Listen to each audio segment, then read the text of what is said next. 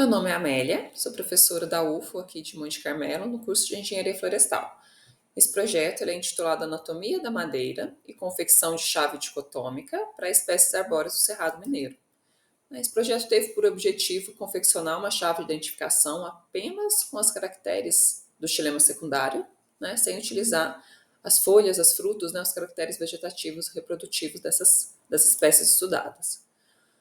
Foram coletados espécies em 3 fragmentos de cerrado, localizados no município de Monte Carmelo, onde foram coletadas 9 espécies na primeira área, 11 na segunda e 10 espécies na terceira, totalizando 30 espécies estudadas. A família que teve maior representatividade foi a família da Fabaceae, e 19 famílias foram abordadas nessa chave. Esse material, essa madeira veio para o laboratório, a gente foi confeccionado corpinhos de prova, que foram passados por técnicas microtécnicas de costume do laboratório e confeccionado lâminas histológicas e material macerado. Observando esse material de cada espécie, para cada espécie foram coletados 3 indivíduos e produzido umas 5 lâminas por indivíduo. Uma característica comum para todas as espécies foi que todas as espécies, a única característica que foi comum a todas as espécies, possuem raios heterogêneos. E algumas características que foi comum à maioria das espécies, foi as espécies não possuírem arranjo definido, apenas a Rhopala montana que possui esse arranjo tangencial, com esses arquinhos, e o Strychnus que possui o arranjo do tipo dendrítico.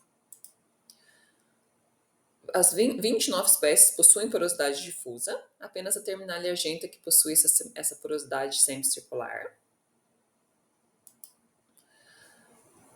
O lenho não estratificado foi o mais comum entre as espécies, mas o Macerium possui tanto o seu parênquima axial quanto seus raios estratificados, e a Tabebuia aurea apenas seus raios estratificados, as duas com o lenho parcialmente estratificado. A maioria das espécies possuem o vaso com a placa de perfuração simples, apenas a Erythraea com a placa de perfuração reticulada e a Curatella com a placa de perfuração escalariforme, sendo que tanto a Curatella quanto a Erythraea possuem tanto a placa simples quanto a escalariforme, a placa mista.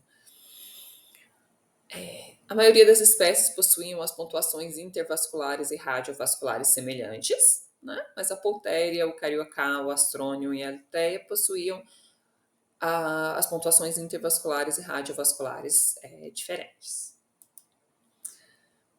As 3 Volquísias estudadas da família Volquisiaceae, as 2 Quallias e a Volquísia rufa, possuíam bastante canais traumáticos, canais axiais traumáticos, e o Xanthoxylon, uma Rutaceae, também apresentou esse canal traumático. Raios disjuntivos foi observado apenas em 2 espécies, na Eugênia dysenterica e na Myrcia, que tem esses rainhos aqui bonitinhos, parecendo esses bracinhos aqui nos raios. As 2 Myrtáceas, as 2 da família das Myrtáceas. Células perfuradas de raio foram observadas em 7 espécies, A maioria delas ainda com a placa do raio simples, apenas o piqui, o Carioca brasiliense, que possui essa placa reticulada. Então, tinha placa de célula perfurada de raio simples e reticulada.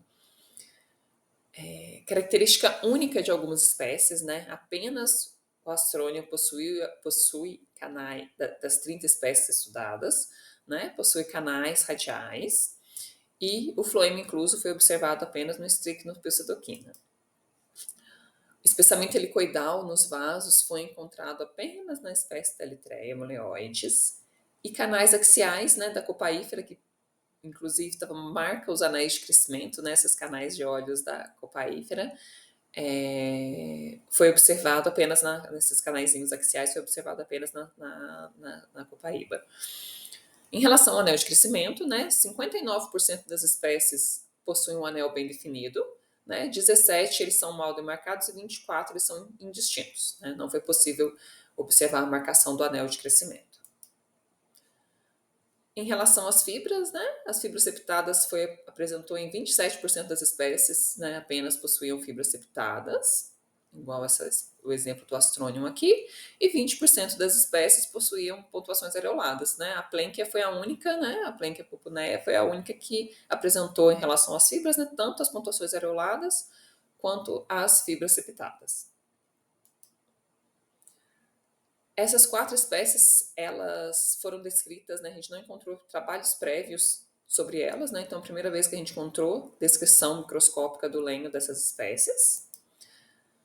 E o compilamento de todas as informações da microscopia, né, foi possível a gente confeccionar a chave, que está anexada junto com o projeto, que facilita a identificação da madeira, né, dessas 5 espécies. Agora a tendência é a gente precisar coletar mais espécies, né, tornar essa chave cada vez mais eficaz e confeccionar uma chave com apenas as características macroscópicas, para facilitar